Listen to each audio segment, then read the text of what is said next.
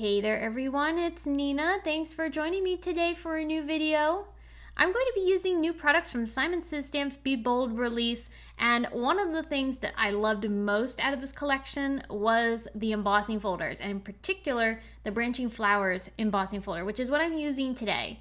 I wanted to do something a little bit different than I usually do with an embossing folder, so we're actually going to emboss at an angle. This way I get the design in a completely different placement than what the folder will give you if you put your card aligned perfectly in the middle. And I love this. I think this is really fun. Now, you'll notice I'm using the back side of the folder, and that's because I want to create a letterpress effect.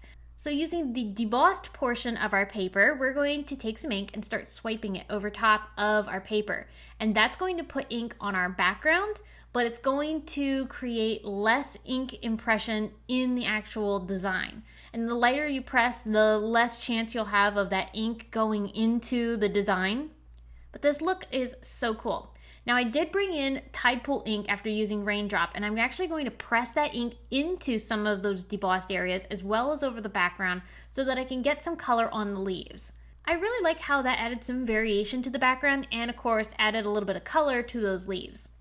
So our background is going to get splattered with some shimmer mist. You don't have to, but I do think this adds a nice little bit of texture in the background. So I did use that to splatter across my paper.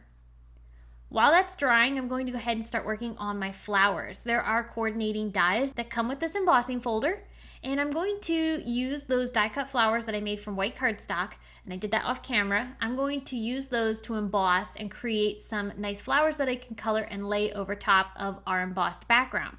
I am holding these in place with some low tack tape from Simon Says Stamp, and when I lay these down, I like to kind of lock them in place by feeling how they nestle into that corresponding area of the folder. You'll kind of feel it kind of get stuck there, and that's what you want. You want to know that it's in the right place, and of course you can always check it by looking through the folder before running it through your die cut machine. So then that leaves me with these really cool flowers, and of course most people would use the raised side of the flowers, but I again wanted to use the back side of my folder, so which means I also need to use the back side of the die cuts. And that gives me a completely different look, which I think is really fun. And what's also nice about this technique is that you get to color these, and it's really stress-free coloring because there are no lines that you have to stay inside of. Usually when we're stamping and coloring, we're trying to stay inside of our stamped lines, but this, you're coloring right to the edge of your flower. So there is no lines to worry about. It's super simple. You get to have fun with your markers or paints or whatever medium you like to color with. Here I'm using Copics. And I think this is such a fun way to be able to color a die cut and give it a new look, but also have some fun with your coloring too. So after creating a base with my Copics, then I wrote in some colored pencils, and I'm going to use those to add some veining to the flowers. You don't have to do this, but it does add some extra detail to the flowers, which I thought would be fun. Now, if you are curious about any of the products that I'm using today, including all of the new Be Bold release products, and also the markers and pencils that I've used, you can find all that information down below in the video description if you're watching this on YouTube or over on my blog. So once my flowers are colored, and look how pretty they are, this is gonna look great on top of this teal background, which is striking.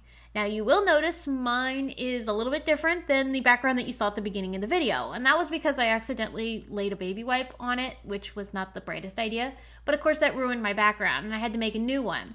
Well then, because I had to make a new one, I ended up deciding to put the design on the left side of the card instead of the right.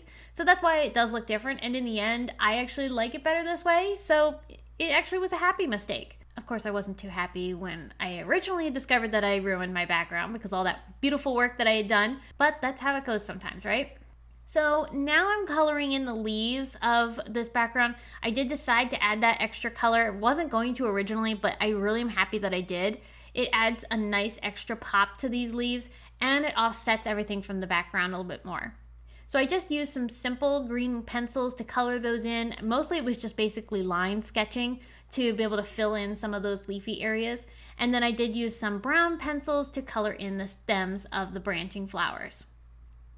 All right, so now we're gonna add a sentiment, and I'm making this card for my mom. I made this fancy mother die for the Be Bold release. It was one of my designs from this collection, and I wanted to use it, and of course I thought, well, I could make a card for my mom.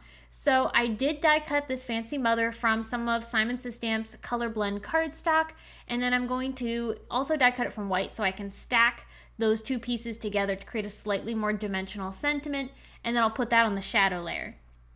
Now this card does not have to be a card for mom. You could turn this into a birthday card, thank you name it. This is a card design that would work for pretty much any occasion. So even though I'm making a card for my mom, just remember you can swap out the greeting for something else if you don't want to actually make a mother's card. But this would also make a great Mother's Day card if you need one of those.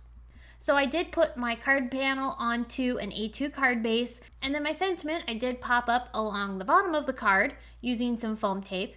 And you'll notice there's a small little sentiment strip on the right of my craft space, and that's a sentiment strip that I got from a brand new foil transfer collection from the Be Bold release called Mom, and I have that linked below too. I did color it with a Copic marker, one of my lightest pinks that I used to color the flowers, which tied that all together really nicely. So the last finishing touch was to add a little bit of bling. I like doing that. And I thought I would use some Simon Says Stamp yellow Pawsitively Dazzling gems to add the centers of the flowers. I thought that would be really fun. And these dazzling gems are so pretty. They catch the light beautifully because they have extra facets and they're really clear. So they have such a beautiful finish, and I just love how they magically sparkle. So I'm excited to send this card to my mom. I know she's probably already seen a sneak peek of this, but I'm excited for it to show up in her mailbox soon. I hope you were inspired by this card and got some ideas on how you can creatively use your embossing folders and create that fun effect by actually changing the placement of your paper in the folder to emboss your paper in a different way that was intended of the design. And by using the backside, you get another completely different look that adds some really unique texture to your project. Now, if you want to see more inspiration using Simon Says Stamp's Be Bold release, I hope you'll come back to my YouTube channel and blog on Friday because I'm going to be participating in Simon Says Stamp's Be Bold release blog hop. So be sure to check out that video that'll be coming up very soon. But until I see you then, I hope you all have a very wonderful day, and thank you so much for tuning in.